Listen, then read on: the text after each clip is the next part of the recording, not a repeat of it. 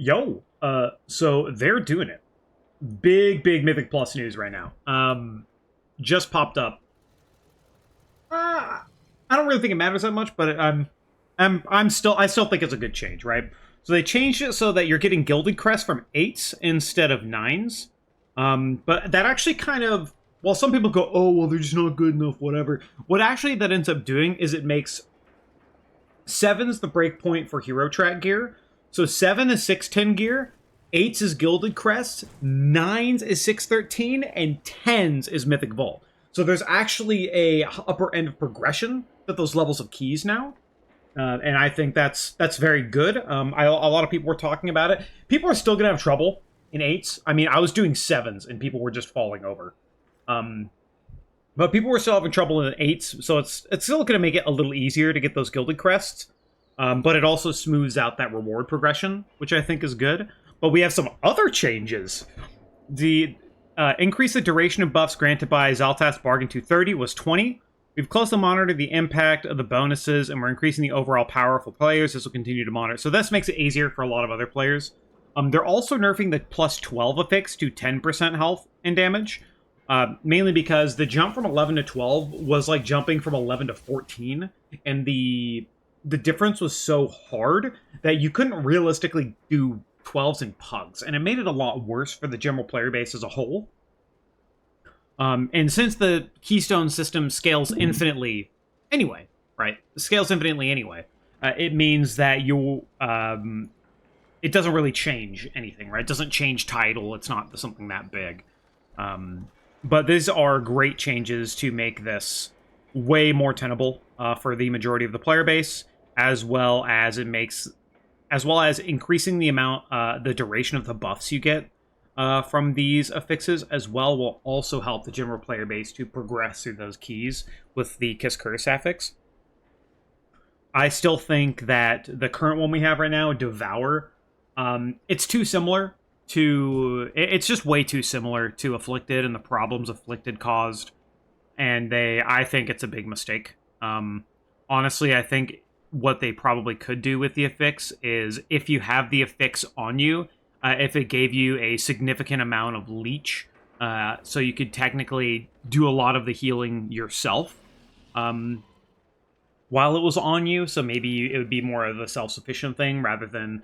Because, like, you can get rid of it. Like, even warriors have a way to get rid of it, but it's a 3-minute cooldown to get rid of a single one affix. Like, you get to use that maybe 6-7 times in a dungeon, and you're spending a very valuable talent point to get rid of something that shouldn't be this much of a problem.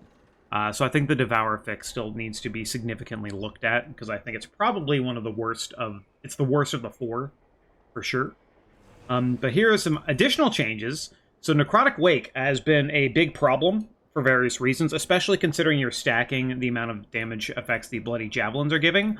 But now, since they don't stack, it lets you either spread them out, or you can use them on each boss to make them way less difficult in terms of bursting. So the Gatekeeper... so they've changed the Gatekeeper to be even a easier mob to pull, so they reduce the amount of periodic damage it does. Skeletal Monstrosity... Oh, so they increase the amount of the Skeletal Monstrosity before the second boss, the guy on the dragon. I think it's like Amath or something. Before him, you have to fight that monstrosity. So now, if they're increasing that monstrosity, maybe it means that you don't go to the left when you cross the bridge, right? So like right now, when we go into Necrotic Wake, to get all the spears necessary, you do the front pack, you come here, go to the left, you get this spear, right? Instead of having to do this pack, if they're buffing the amount of forces this thing gives, maybe you can just... It lets you skip this entirely, and then you can just go here, right, and then through, comparatively. That might be enough, because if it's 20%, that is... 20%. I mean, it gives it 24 forces, and this is still 8. So maybe it means you don't have to, like... We'll be able to finagle something to where you can skip something, right? But, this thing was very annoying to fight.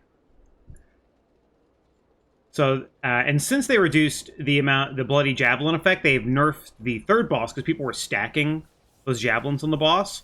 The rot damage reduced, so the AoE damage you take in that fight reduced by 30%, and the boss's health is reduced by 20%. So those are very, very big changes. This boss is essentially a pug killer, especially when you start doing pugs, and if you go into this boss and use all 3 spears and you don't kill it, your key's essentially gone from that point, especially in pugs. So making this more tenable, allowing you to fight the creations a little longer, lowering his health, all very, very good changes. And for Stone Vault, they nerf Skarmock's health because it keeps shielding itself. Skarmock's now stunned for 4 seconds after Fortified Shell is broken.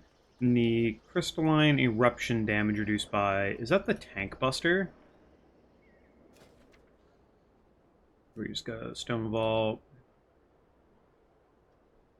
Crystalline Eruption. Is that the...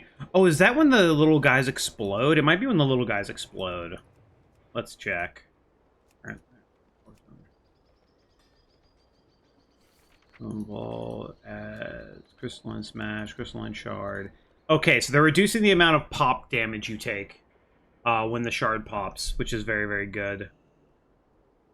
So you can technically, like, live 2 now. You still want to pop 1 at a time, but it makes it far less problematic. Reckoning. What is that? Is that the floor stuff? Okay, yeah. So they're reducing this. They're also reducing the last boss health. And they're making the Entropic Reckoning, where you drop the pools on the ground, they're making that longer. One of the things that's really annoying on that fight, especially as a melee, is it feels like you're spending more of the fight running out to drop pools and then drop in the and then drop your debuffs off. It feels like you're spending more time running than you are fighting the boss. And that is obviously terrible. So hopefully the nerf to this, to make this cast not nearly as much, means you can actually have more uptime and feel like you're really playing the boss instead of just running around. But yeah, no, this is good. This is good. I still think they need to look at the Devourer fix, but big changes and good changes. Especially changes catered towards not only the high end, but also changes catered toward the low end as well. With the Gilded Crest change, and it makes it way easier for stuff like that. So yeah, all around very, very good. Very happy about that. And I'll see you when I see you. Bye-bye.